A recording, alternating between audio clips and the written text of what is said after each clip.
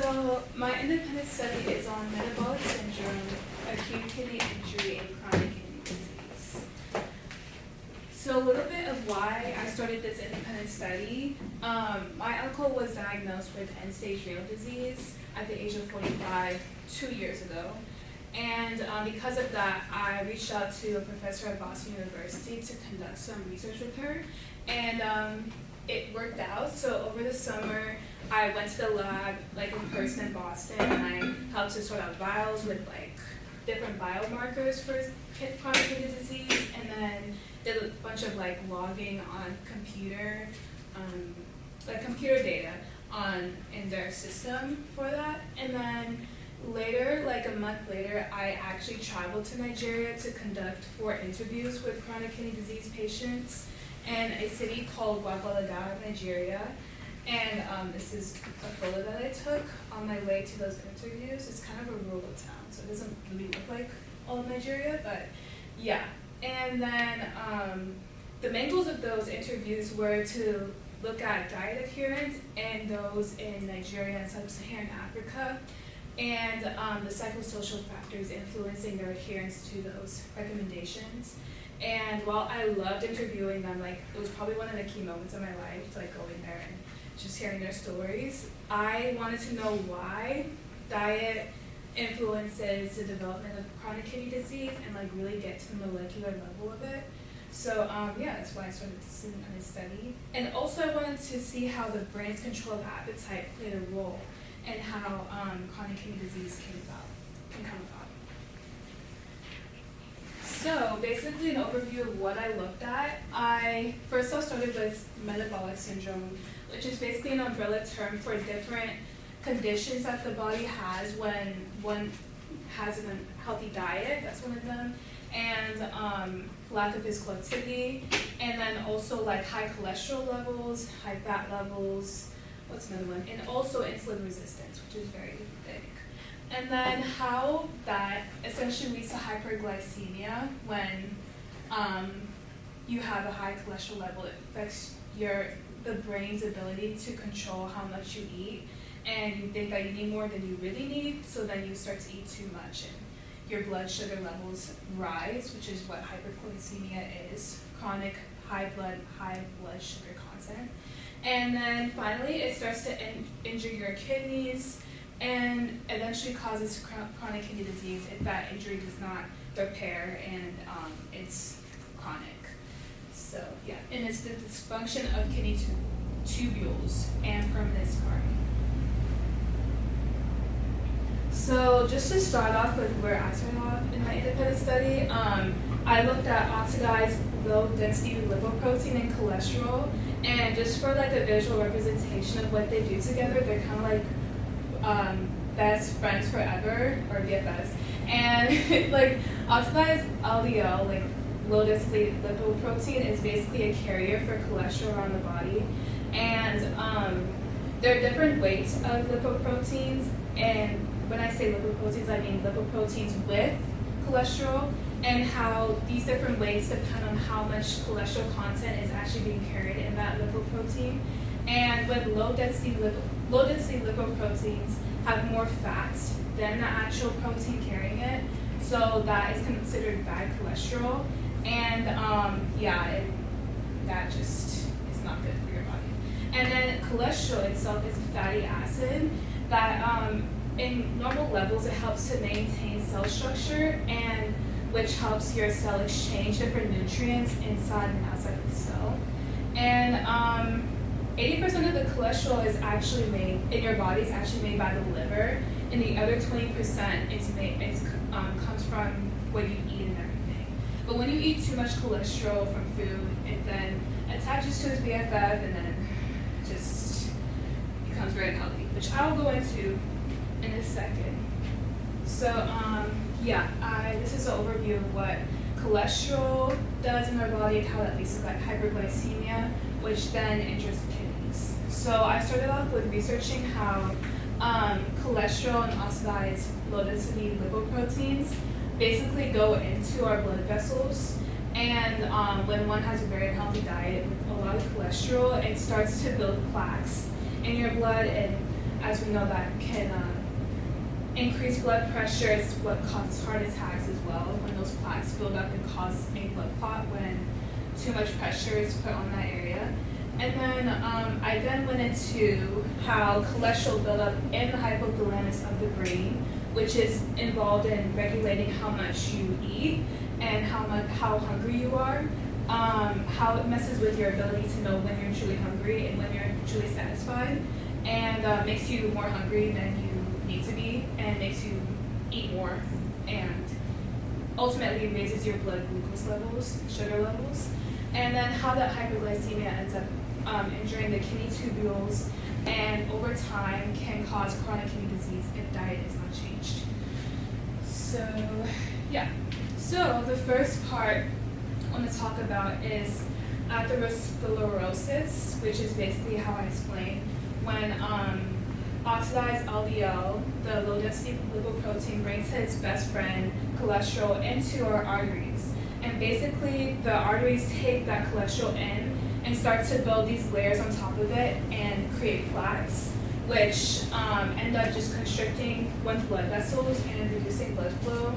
And yeah, that increases blood pressure, but also decreases oxygen delivery and nutrient delivery to our cells in our body, because that's where our blood carries all of that to our cells.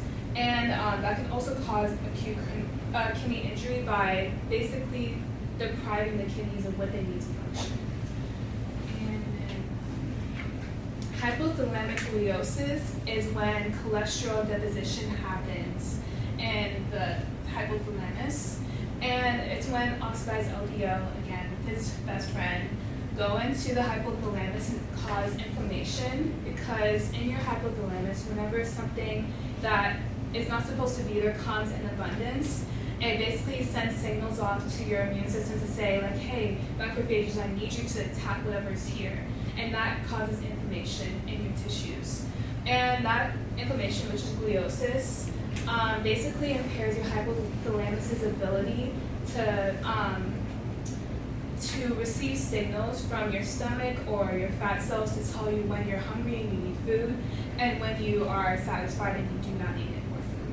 So, and the thing is, I found how gliosis causes a shutdown of leptin pathways, and leptin is responsible for making you feel satisfied with what you've eaten, make you feel full, and that inflammation makes you feel like you need to keep on eating because leptin is not getting to your hypothalamus and telling you that you do not need to eat, and preserves ghrelin pathways, and ghrelin is in charge of making you more hungry and make you want to eat more.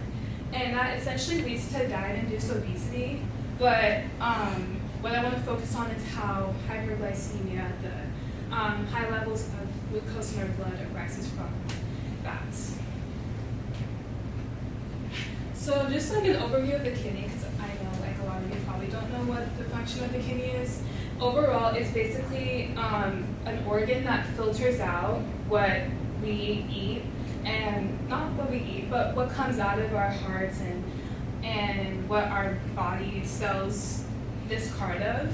And basically it's right before like our what comes before, what am I talking about? It comes for before we pee. Basically before we pee, it goes to the kidney. So the blood comes into the kidney from the heart, and it comes with nutrients, water, and glucose, and waste products from your cells when they do all their things. And then the things that are reabsorbed back into the body, of course, blood cells, and then some water as well, and then nutrients that we need to survive. And then what comes out of the body is some water and then waste products. So, yeah, that's what it does. And then, so one of the key tubules that the kidney uses to filter these, the solution that goes through it, is the glomerulus. And what happens under hyperglycemic conditions is that, like when blood sugar is in the kidney, it basically makes the glomerulus inflamed by making one of the base membranes of the glomerulus produce too much collagen 4, which is basically in our skin, and it gives a structure to our tissues and stuff. And that makes it very stiff and makes it impermeable to some of the products that need to be filtered out into our body and need to be filtered into the glomerulus to get out of our body as well. That decreases the filtration rate of the kidney.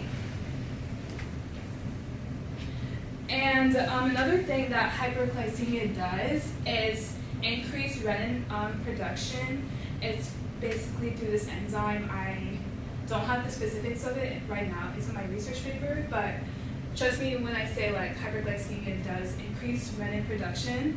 And renin is an enzyme that our body uses to retain salt, but mostly to retain water. And it does this so when our bodies retain salt, to balance out the salt that has entered our body wants to absorb more water, so water naturally flows back into our body when salt content in the blood vessels increases. So this is what this picture is showing. So more salt is Na+, and as Na+ increases, so do water molecules. And renin usually works with angiotensin converting enzyme to convert angiotensin to angiotensin 2. And that essentially helps increase salt retention and increase water retention within the body. And then, but of course when you increase the amount of fluid in something, it increases the pressure of it. So when this happens, it increases blood pressure. So that's why renin is usually an enzyme that comes out when our blood pressure is low to help it rise. But unfortunately, in hyperglycemic conditions, it makes our blood pressure higher when it does not need to be, because we just have so much sugar in our body. And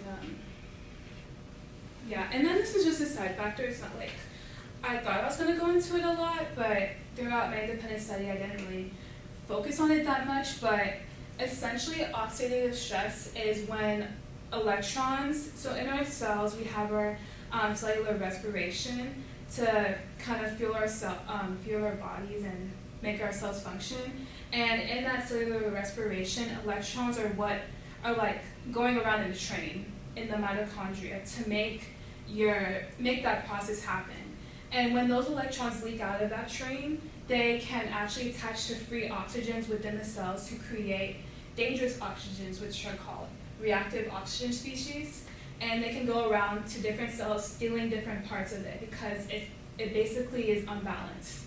So it can basically harm DNA and stuff like that, which is pretty bad. But and this can come about when there's too much oxidized low density lipoprotein in the liver, and essentially cholesterol, and there's another part I wanted to add, but maybe it was too complex. Okay, and so basically the liver is what synthesizes low density lipoprotein and reabsorbs it back into the liver, so it doesn't just go out and become oxidized in the blood, which I forgot to mention earlier. And so that is not good. And then that also increases insulin resistance.